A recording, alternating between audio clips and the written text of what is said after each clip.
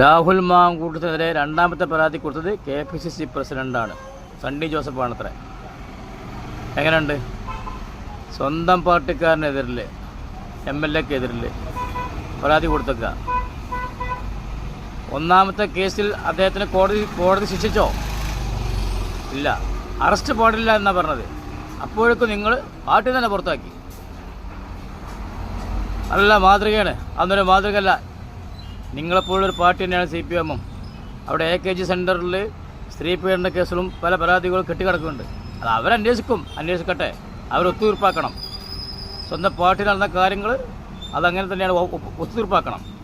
ഇപ്പോൾ കോടതി ഇന്നലെ പറഞ്ഞല്ലോ, ഒരു സ്ത്രീ പീഡന കേസിൽ കോടതി പറഞ്ഞല്ലോ നിങ്ങൾക്ക് ഒത്തുതീർപ്പായി കൂടെ ചോദിച്ചല്ലോ.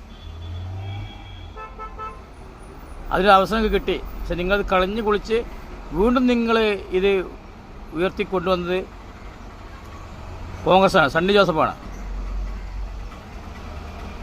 ചെറുപ്പക്കാർക്ക് നിങ്ങൾ വിശ്വാസം നഷ്ടപ്പെട്ടിട്ടുണ്ട്. ചെറുപ്പക്കാരുടെ വോട്ട് കിട്ടാൻ വേണ്ടിക്കാണ്ട്, അല്ലെങ്കിൽ ഞങ്ങൾ നല്ല പുണ്യാളന്മാർ എന്ന് തെളിയിക്കാൻ വേണ്ടിക്കാണ്ട് പരാതി കിട്ടി, നേരെ ഞങ്ങൾ കൈമാറി. അതുപോലെ CPM കൈമാറണം.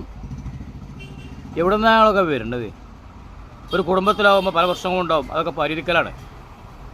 പുതിയ പ്രസിഡന്റ് വരിക, സ്വന്തം MLA ക്കെതിരെ, അണികൾക്കെതിരെ കേസ് കൊടുക്കുക.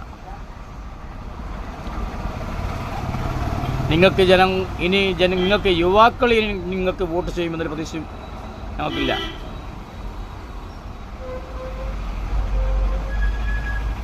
മാങ്കൂട്ടത്തിന് ഒരു ആശ്വാസമുണ്ടായിരുന്നു, മുൻകൂർ അറസ്റ്റില്ല. ഇനി രണ്ടാമത്തെ കേസാണ്, സണ്ണി ജോസഫ് കൊടുത്ത കേസാണ് ഇനി മാങ്കൂട്ടത്തിന് വിനയാകാൻ പോകുന്നത്.